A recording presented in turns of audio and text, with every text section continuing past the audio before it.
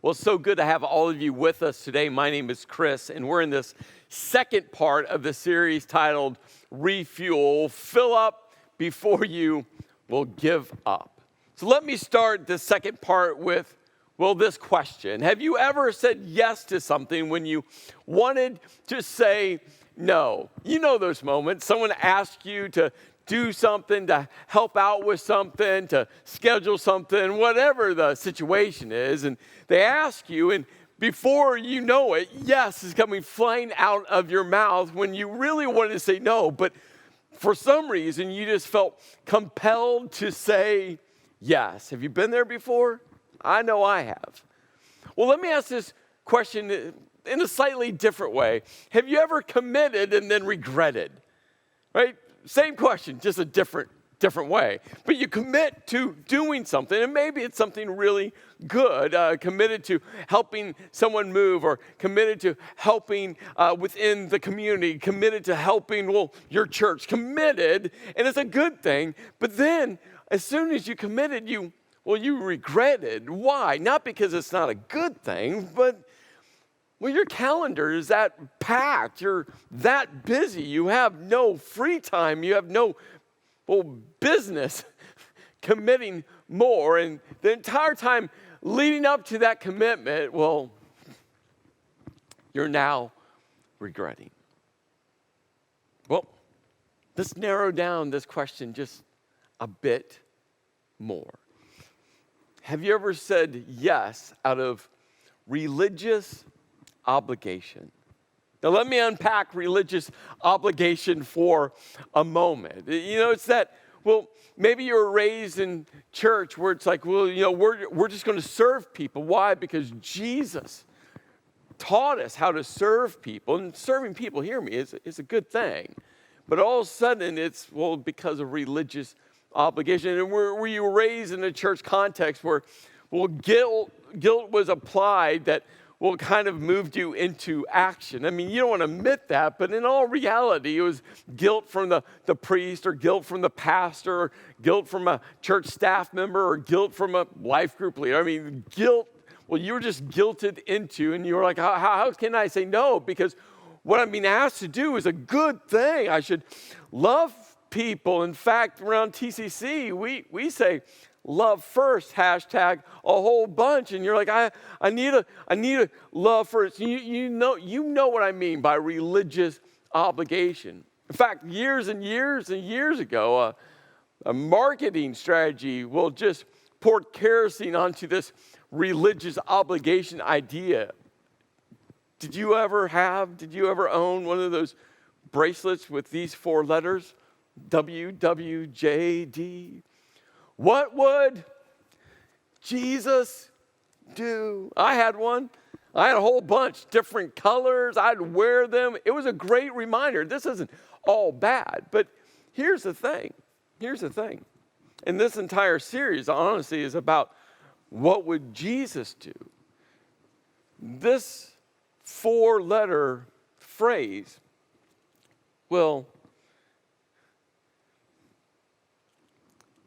not always reflected Jesus, especially when it's tethered into, some religious obligation that, makes us commit and then regret. Say yes when maybe we should say no. This entire series, Refuel, is about helping you actually live a life that reflects Jesus. What would Jesus do? And so I just want to encourage you, follow along in this entire series. You can find it right here on tcconline.tv/refuel. And remember, don't just keep it for yourself. Maybe you send a text message to someone, encourage them. Maybe you're going to be gone on vacation, and you can go to tcconline.tv and connect to our online campus. Don't miss any part of this series. Why? Because all of us, I think, are in the season where we feel tired, and Jesus actually talked a whole lot about being tired and how we can lead ourselves to a place of health. You see, life is busy, and life is chaotic, and life is nonstop, and life is overcommitted. So right now, whatever church you're sitting in or wherever you're connecting on an online campus, just take 5 seconds and take a deep breath. In through the nose, out through the mouth. There's just something about purposefully choosing to pause. You see, so many times in our nonstop, overcommitted, chaotic, busy lives, we try to pursue, this idea of balance. But you see, balance is so difficult, isn't it? It takes so much intentional, concerted energy, doesn't it? I mean, you can go find a park, find a teeter-totter, and I don't even know if they put teeter-totters in parks anymore, but if you can find one, find one. If not, make one. But think about that. If you took a step up on a teeter-totter right in the middle and you put your feet kind of on either side to kind of give yourself some balance, how much energy would it take for you literally to keep that teeter-totter in balance? A lot. How much focus, mental energy will it take you to help keep yourself perfectly balanced? A lot. And guess what? No matter how much physical energy and no matter how much mental focus that you are, guess what? You're never going to be perfectly balanced. In fact, you're going to be going back and forth and back and forth and back and forth. And that's why Jesus never talked about balance. What he talked about all the time was rhythm. In fact, God created us and his creation for rhythm. And rhythm is everything. There's a cadence and pace in which we should pursue our daily lives. And something that I know I need to constantly work on. Is it something you need to work on? The words that are guiding this entire series are words from Jesus. We looked at them in part 1, but Jesus said, "Come to me, all who are weary and burdened, and I will give you rest." Jesus said to take his yoke upon us and learn from him, for he's gentle and humble in heart. And then, when we come and accept that invitation, when we humble ourselves with his yoke, when we come underneath the discipline of his discipleship, that Jesus wants to grow us, he wants to shape us, but we have to humble ourselves to allow him to do that. And when we learn, and remember, learn isn't just about knowledge consumption, it's about living it out. We learn by putting knowledge into motion, into action. When we do that, then we'll find rest for our souls. And ultimately, that's what Jesus wants for you, is for you to find rest at a much deeper level, at a level that sleep can't fix, or eating right can't fix, or exercising can't fix. He wants you to discover rest for your soul. Now today, as we make our way into, this idea of all of our busyness battle, which I'm sure your calendar is as chaotic, as nonstop, as overcommitted, as busy as mine. What I want you to know, where we're going to end up, is there's going to be one specific spiritual insight that I think could have a significant impact on your daily life. And then I'm going to share with you 3 very practical actions that, I'm going to encourage you to put into place today. And that spiritual insight with these 3 practical actions might help you actually overcome the busyness battle that you're facing right now. Well, we are going to look at an interaction that Jesus is going to encounter, and Jesus is going to seize a moment in between incredible tension between, 2 siblings. Jesus is going to seize this moment to teach something to, one of the siblings some 2,000 years ago, and to teach you and me to this day. So let's jump in. As Jesus and his disciples were on their way, we got to stop there because, they're on their way. Jesus' public ministry was a very compact, somewhere right around 3 years. And he had selected 12, the disciples, that later were called the apostles. He selected these 12, but there was a larger group that started traveling with them, but they were always on the way. They were always on the move. And in fact, their life was busy. Their life was overcommitted. Their life was chaotic. Their life was nonstop. And here's another image. And they're, again, moving and traveling. And so as they were on their way, they came to a village.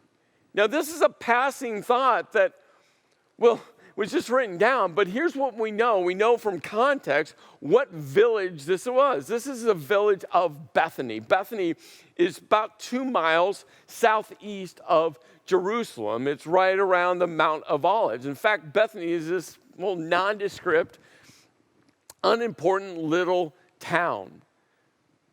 But this nondescript, unimportant town some 2,000 years ago is a really important location.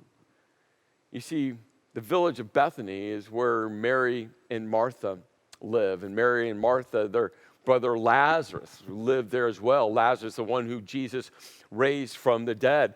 Simon the leper Bethany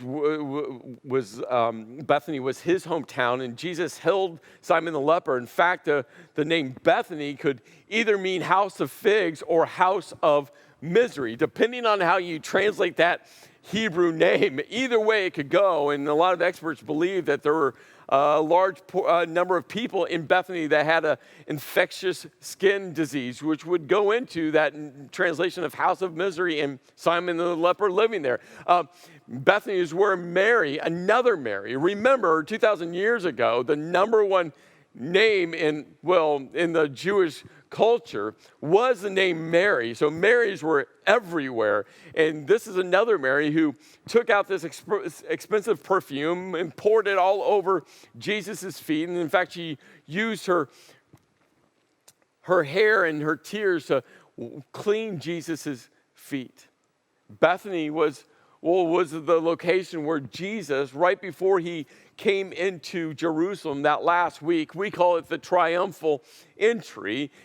It was Bethany where Jesus sent 2 disciples to go get him a donkey, and it was Bethany where Jesus stays that entire last week before he was crucified. And then God raised him from the dead, and it was Bethany where Jesus blesses the disciples and he ascends into heaven. And the Old Testament, Zechariah tells us that's there in Bethany, right outside of Bethany, where Jesus ascended, that the risen King Jesus is going to return one day. You see, we can't miss in passing this simple little line that it was just a village. Oh, this village, Bethany, is an epicenter of God doing something significant. And so as they approached this village named Bethany, there was a woman there named Martha. And oh, by the way, Mary, the number 1 name, Martha was the 4th most populous name during that time period. And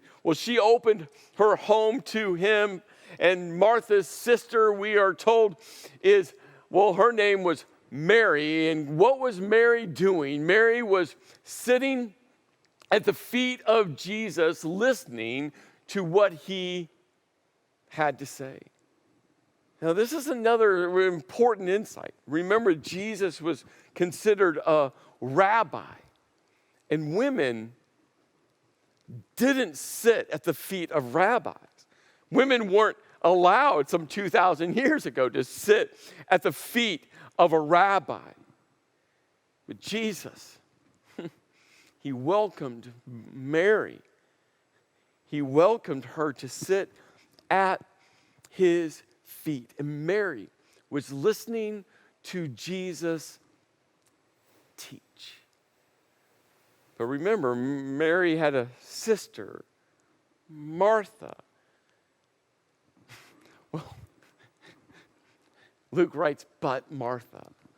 You can feel the mood shift If this was a movie, the soundtrack, right, would go from happy and life-giving and joyful to all of a sudden, but Martha, and all of a sudden, right, the music soundtrack would shift, and it's like, but Martha was distracted by all the preparations that had to be made. Now, so much is being said right here.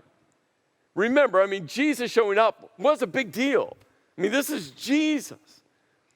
And not only Jesus showed up, the 12 disciples, who were later called the apostles, they were with Jesus. And what we know is there was more people traveling with Jesus and the disciples. This is a large group of people showing up to their house.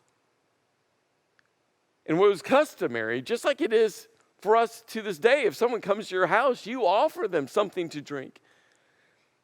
You offer them something to eat. I mean, they had been traveling for quite some time. I'm sure Martha was rushing around the house to make sure that everything was cleaned up and everything was ready, because we don't know specifically, but she probably didn't know they were coming. I mean, they didn't have cell phones. They couldn't send a text or an email or messenger. I mean, right, like, they showed up, and all of a sudden Martha realizes she has a large number of guests at her house. And oh, by the way, Jesus was there. And her sister, as Martha is moving around the house, getting everything ready, her sister sitting with Jesus. And Martha was distracted by the preparations. I mean, good things. To serve Jesus, to serve the disciples, to serve the weary travelers that were with them, to clean up, to provide drinks and food and create a warm, welcoming environment. I mean, that's why this word had is so important. I mean, this has to get done. And Martha's like, hey, this has to get done. And, well, what's my sister doing? And all of a sudden, she looks at Jesus and she goes, hey, don't you care that my sister has left me to do the work by myself? It's like, don't you care? Hey, Jesus, I'm sweating. I'm out of breath. I'm exhausted. There's so much to do. There's so many people. There's so many, but all the preparation I have to do. Like, I wasn't planning for this. I wasn't preparing for this. Like, hey, Jesus, come on. Like, tell my sister Mary to come help me. I need some help. And literally she screams, hey, Jesus, tell her. Can you feel it? Have you been there before? Exhausted from doing a good thing, but exhausted and looking around you going, I need some help. Where's other people to help me? And Jesus, in the midst of this, sisterly tension, in the midst of all the guests who are listening in to all the commotion, Jesus seizes this moment, and what he says is going to lead us to this one spiritual insight. Jesus looks at Martha and goes, Martha, you are worried and upset about many things. I'm sure Jesus knew, because he's Jesus, that wasn't just about the food preparations and the drink preparations and cleaning the house. So much more going on within Martha. Jesus, like, hey, there's so many things that have you worried, so many things that have you upset, so much going on in your life. You can feel Jesus' gentleness and humility towards her. It's like, hey, Martha, I get it. But Martha, what you have to understand is only a few things are needed. It's like almost Jesus is easing her into this one thought. She goes, or indeed, only one. Hey, Martha, in the midst of all of your distractions, in the midst of everything you're doing, in the midst of all the busyness and chaos, only one thing truly, truly matters. And hey, Martha, don't miss this. Your sister Mary, she's chosen what is better. And that word better literally means the best thing, the best choice, the best decision. It's like Mary, she's made the wise decision. Hey, Martha, you've been distracted. Good things, yeah. Your heart to serve, yeah. Your heart to feed, yeah. Your heart to take care of, yeah. All those are good things. But there's something that's better. There's something that is best. And your sister, she's gotten it right. You see, all of this leads to this one spiritual insight that you can't miss. You see, sitting is better than serving. And I know you might be going, what? I'm not saying that serving isn't good. It is good. It is good. But sitting at the feet of Jesus, sitting and listening and learning, sitting is best. You see, another way to say this one spiritual insight, you could say it this way. Becoming is better than doing. Are you distracted by good things? Are you distracted by serving? Are you distracted by loving first and missing the sitting and the becoming? See, ultimately for Jesus, what Jesus is saying is you should serve and you should help people and you should put love into action. But don't miss the most important thing. Don't miss what everything flows from, and that's sitting at Jesus' feet. It's becoming like Jesus. That's the most important. That's the most important. Now, this is important. You can't now miss part 3. You can't. Part 3 is just a continuation from right here. And it's so critical. So if you're going to be on vacation, watch it. If you're going to be outside enjoying the beautiful, warm weather, catch it on demand. Whatever you do, don't miss part 3, because part 3 slides right into this part 2. Can't miss it. You can't miss it. But remember, ultimately, all of us can be so distracted by good things that we miss sitting at the feet of Jesus and becoming all who Jesus desires us to become.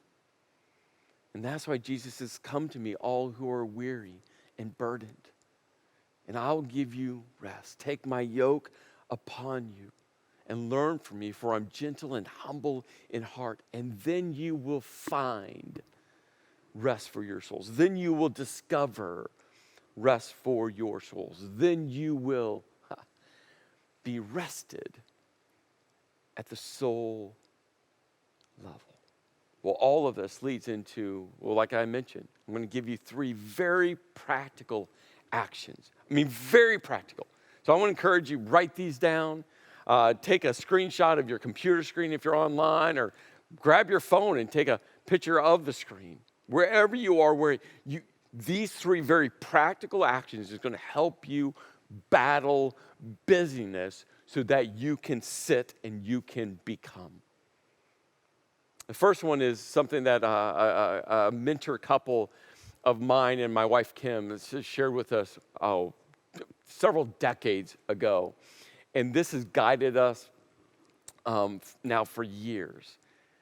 And hopefully it will help you. And this is, it's a simple response when someone asks you to do something. It's, I would love to, but I'm busy.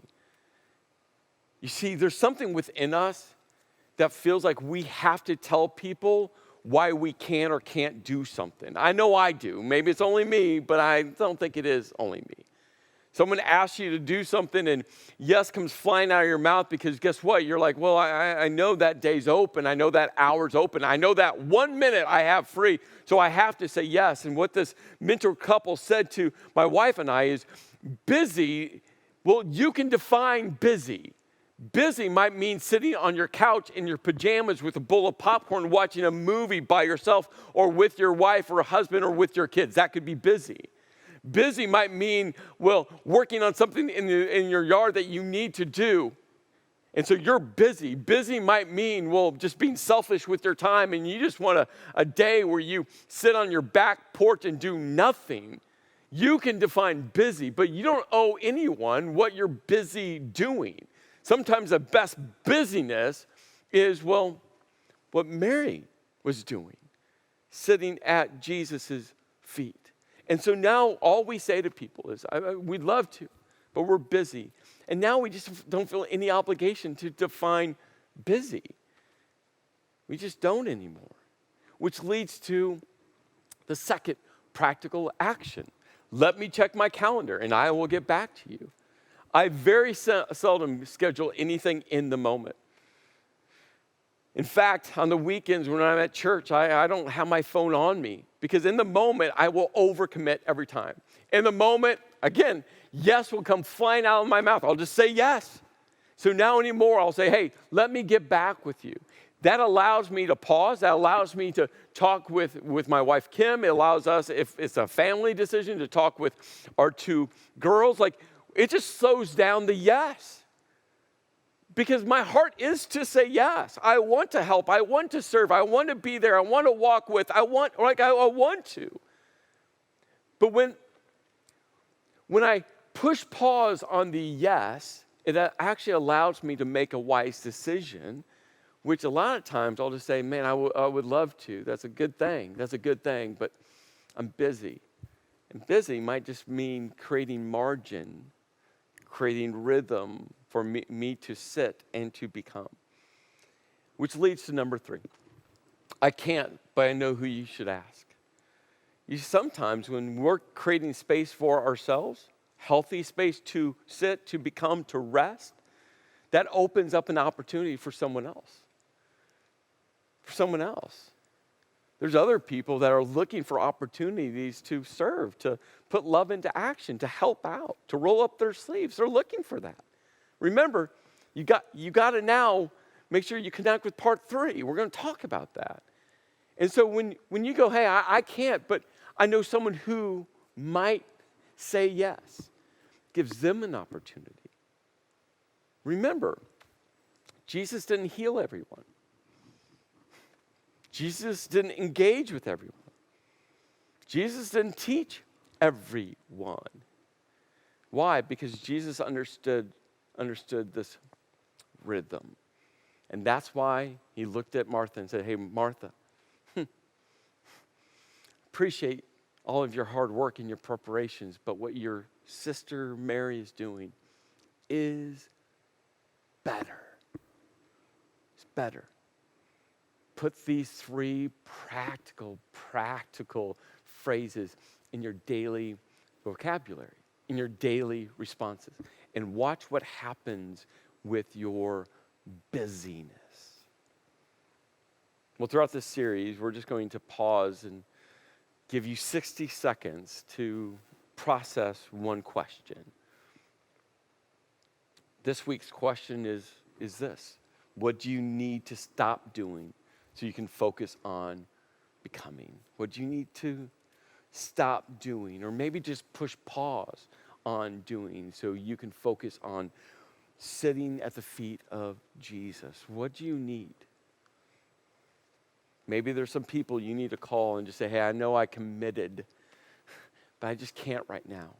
But let me help you find someone who can. Maybe right now you're looking at your calendar, you need to sit down with your spouse. Maybe for you right now, you need to call your girlfriend or boyfriend and say, hey, well, let's look at our calendar. Maybe right now you need to say, okay, I have to come back and re-look at this because the busyness is distracting me from sitting at the feet of Jesus. Parents, are you helping your kids, no matter their age, become who Jesus desires them to become? Are you creating a rhythm in their schedule in their life where they can actually sit at the feet of Jesus? Or are you just packing their calendar? Again, we want to give you 60 seconds right now. Answer this question.